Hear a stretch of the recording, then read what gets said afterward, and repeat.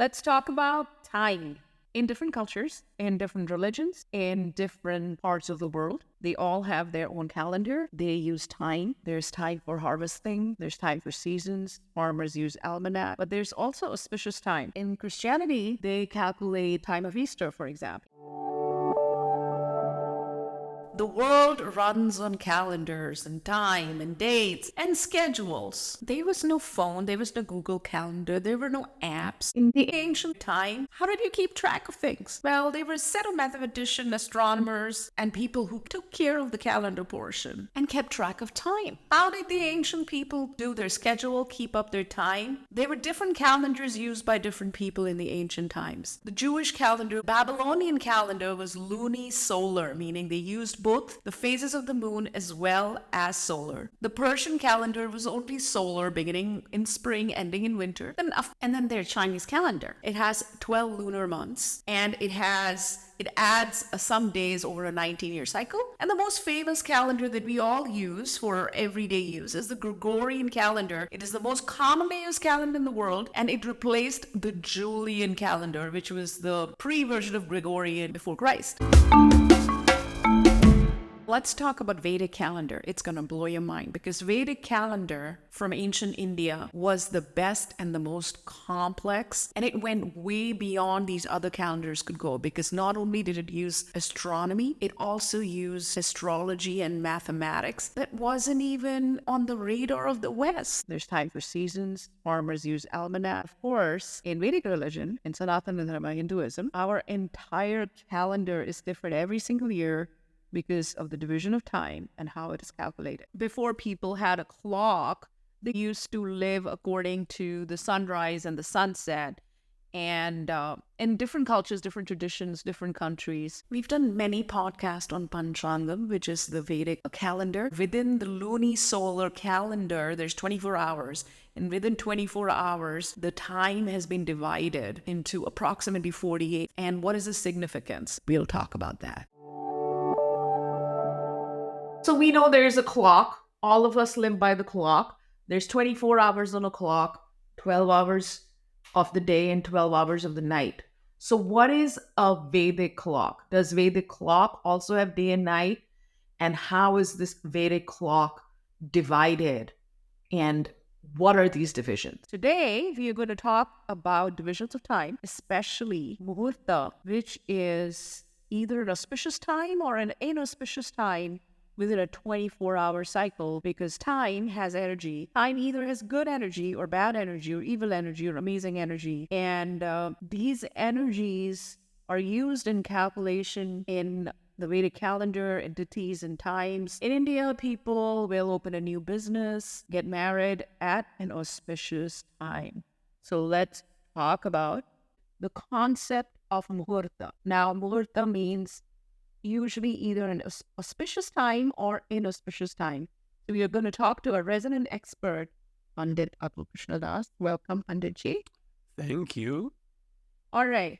So what is a muhurta? Well, a muhurta is a division of time, and the most common definition of muhurta is 48 minutes. That is based on the time of 24 hours divided by 30. What you're saying, instead of having 12 hands on the clock, where each hand represents 60 minutes, the Vedic clock would have approximately 48 minutes. So it would have 15 hands on the clock. And each hour is called a muhurta. And these divisions have almost like magical abilities. And some of them are amazing, some of them not so amazing. Absolutely. Traditionally, muhurta is calculated based on taking the time from sunrise to sunset, and that's the day. So the day divided into 15, the night divided into 15, and assuming day and night are equal as they would be at the equinoxes or at the solstice around the equator. All right. That's a little bit more of a complex topic. But basically, you could say, take the day starting at sunrise and divide it into 30 parts. Take those 24 hours, divide it into 30 and that's about 48 minutes per muhurta. So it's based on the natural cycle of sunrise. And then you could also take the time from sunset to the next sunrise, and then that's a night, and you can divide that into 15. Now, that's called a variable muhurta. So, as I understand, the explanation of the word muhurta comes from Rig Veda, one of the four Vedas. Muhu means immediate or moment, and Rita means order. That's correct. Or Rita means the season or the environment. So it is really an expression of the concept that time has quality. And even the different time slots during the day have a quality. You know, the first time slot of the day beginning at sunrise has a particular quality, and then the next 48-minute slot has a different quality. There's this very special time slot, the muhurta that starts 2 muhurtas before sunrise is called Brahma Muhurta, and it's considered an extremely auspicious time, particularly for spiritual activities. Even in Ayurveda, this is a good time for, to do meditation, especially for people in particular doshas. And we use the Brahma Muhurta in that as well. So there's many types of muhurtas. Usually when in India we talk about muhurta, automatically we are thinking muhurta is an auspicious time, because in India nobody's going to get married or at a bad time or a bad muhurta. Like in the West, everybody gets married on a Saturday, or nobody checks. But in India, you'll have like one day and one particular time. There's 24,000 weddings there, right? Yes, that happened. I remember once that happened in Delhi, and it was really hard for people to book a wedding venue for that day, or it was a few days. Oh, that happens every single year. There's many types of muhurta. There's also not just, auspicious times, but there are inauspicious times as well. Like, our friend used to talk about Rahu Kalam, and Rahu Kalam is supposed to be an inauspicious time. This is not good for conducting any business transactions or doing any, holy work. Can you talk a little bit about inauspicious muhurtas? Sure. There are some muhurtas where they are generally inauspicious. There are some that are auspicious on most days except for some. And basically, it is a matter of the compatibility of certain activities with the ruling energy of the muhurta. Yeah. So there is the Chogadiya Muhurta, which is a good Muhurta for starting work, and the Abhijit Muhurta for making investments and conducting meetings. And I know that there are certain times that, even the Bombay Stock Exchange is going to follow this. Like there is a Roga Muhurta or a Kala Muhurta or the Vega Muhurta, Rahu Kalams, that people will not do anything around this time. And even within the favorable time, you have gradations. And then on certain days, on certain tithis, the muhurtas have special significance. So anyway, let's come back and talk about in mathematics, we have the division of the unit of time. And of course, in Vedic culture, we also had the nimishas. The blinking of the eye is one nimisha. So then there are different muhurtas, and it's the mention of muhurtas is given in different Jyotish as well. So as a Jyotishi, as a Vedic astrologer, how do you use muhurta? Well, that's an excellent question, but I'd first like to back up and address something that you said previously. You mentioned Chogadiyas. Chogadiya is a different system than muhurta. It also begins at sunrise, but it's dividing the day into 8 parts instead of 15. So that is a different system. Now, the interesting thing here is that throughout India, there are many different systems for assigning importance to the different time slots, which invariably begin from sunrise and go to sunset and then sunset to sunrise. Now, how do we use muhurtas? So there is something called panchang. Pancha anga, 5 parts, 5 limbs, and those are the titi, which is the lunar day, the vara, the day of the week, the paksha, is it the waning or the waxing moon segment, and the nakshatra, what's the star that the moon is located in. And muhurta is also an aspect of this. So we look at times, we'll look at, say, let's say someone's getting married. Then they might come to me and say, hey, Atul, can you recommend to me a good time to get married? And I'll say, well, it would be really good to do that on Friday, the 30th of March, between 11:32 a.m. and 1:45 p.m. Well, the actual ceremony is many, many hours long. How do you fit it into one muhurta, or do you start at that muhurta? Well, you would usually start, your day is going to be busy. I mean, a typical Indian wedding is going to be, as you say, many hours long, but And many days long. yeah, but there are usually ceremonies in the morning on the day of the wedding, and then you can schedule it so that the actual fire ceremony, which doesn't really take that long, is done around a certain time, and you kind of center Are on you the kidding window. me? Compared to a Christian wedding, I declare you man and wife, which is done in 5 minutes.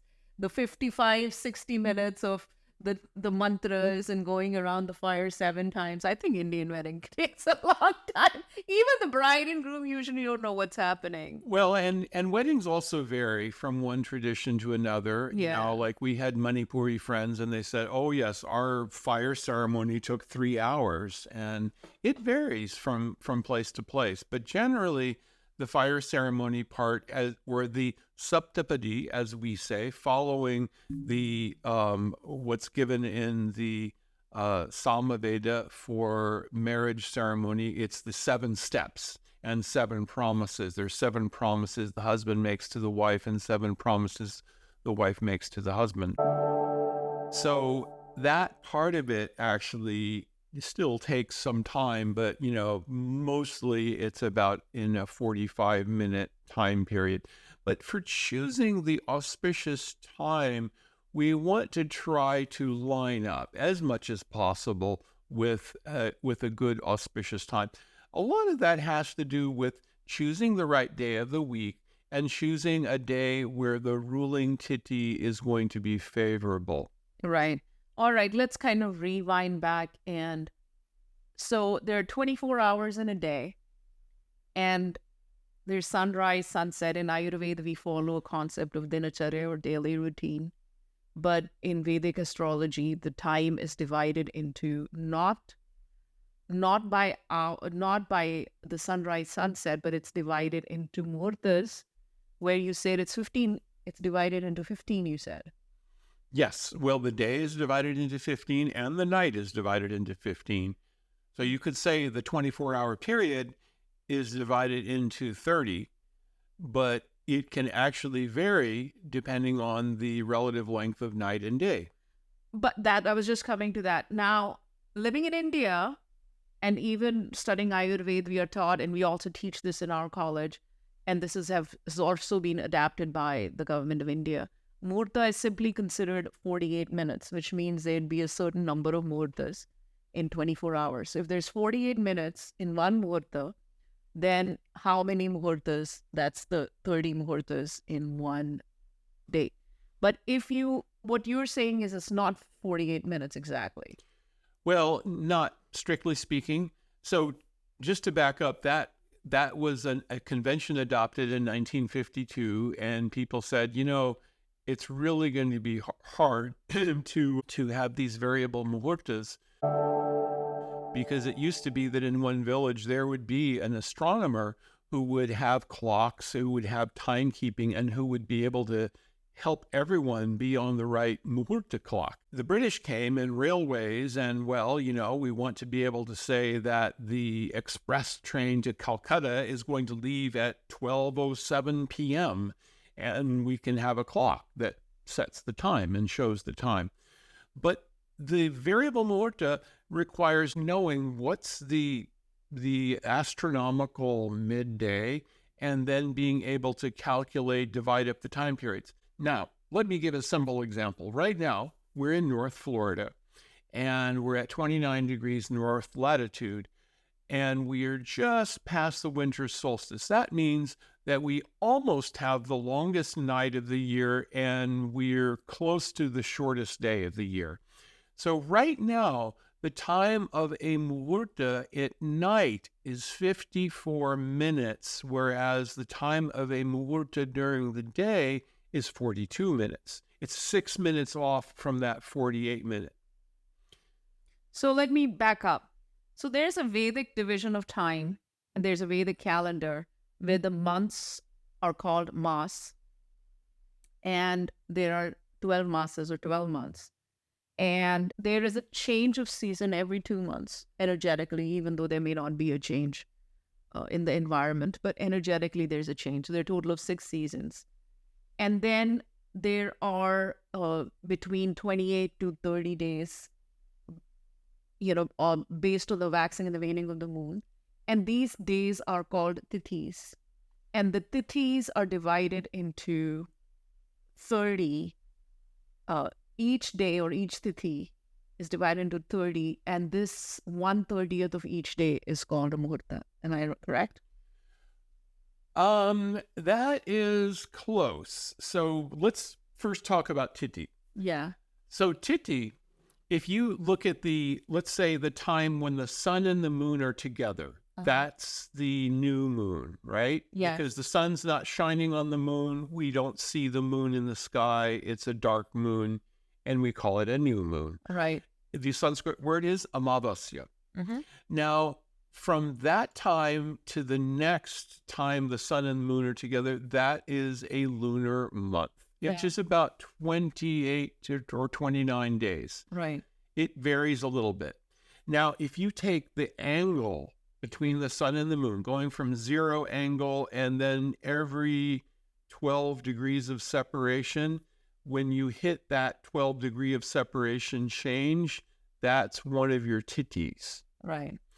And so you're going to have 30 tithis in a lunar month, which are not the same as a solar day. Right. So we observe a solar day, Sunday, Monday, Tuesday, Wednesday, Thursday, Friday, Saturday. We will observe according to the tithi that ended between sunrise of that day and sunrise of the next day. That's so complicated. It is complicated, and that's why we often have a calendar or almanac called a panchang or a panjika that gives us the calculation. And in Vedic astrology, the entire panchang and the calendar is it's a lunar calendar. It has nothing to do with the solar. It is actually called a solunar calendar because it has both sun and the moon. The very concept of tithi is based on sun and moon and how far apart they are. So we absolutely have the sun in there. But the moon is very important, and the nakshatra, or the star that the moon is in, and there are 27 nakshatras, is also important. For example, if we're looking at a day to recommend, and I keep coming back to this, getting married, there are certain nakshatras which are very good for getting married, and certain nakshatras that you would avoid. Similarly, there are tithis. For example, Krishna Chaturdashi is the 14th tithi in the cycle going towards the new moon. It's the tithi just before the new moon, or amavasya. You absolutely would not want to get married on a Krishna Chaturdashi.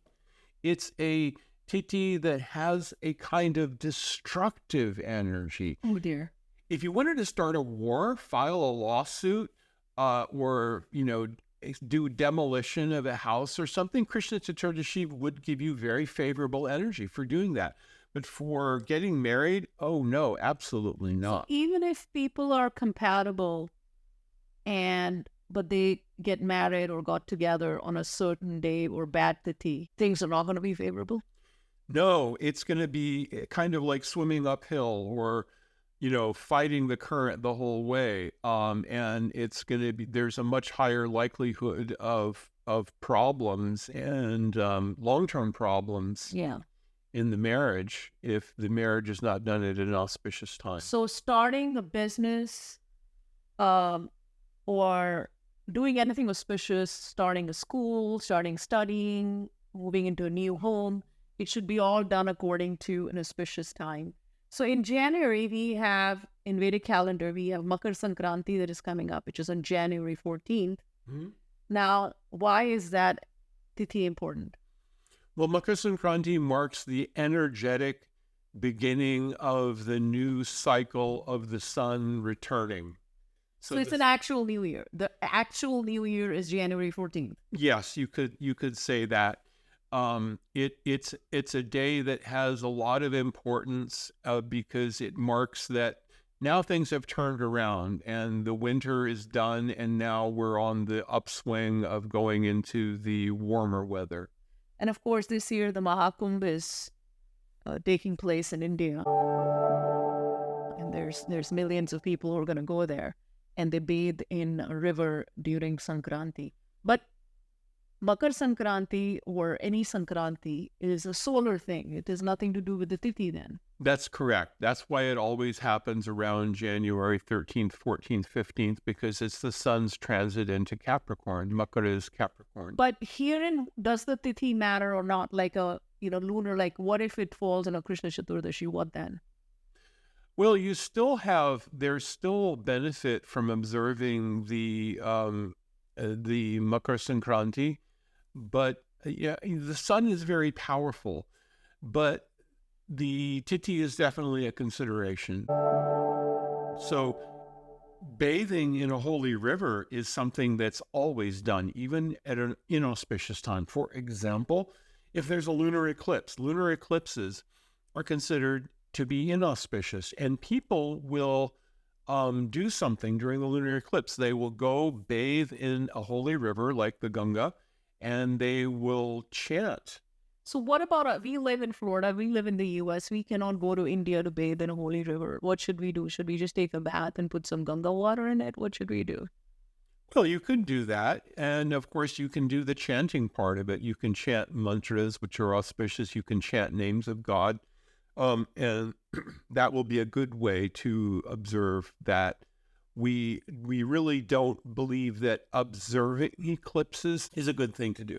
So the moral of the story is, Westerners, don't start a new business, start a new class, start studying, or get married, or do something auspicious or a milestone event in your life at an inauspicious time. If you want to find out an auspicious time, contact a Vedic astrologer or Jyotish and make it worth it.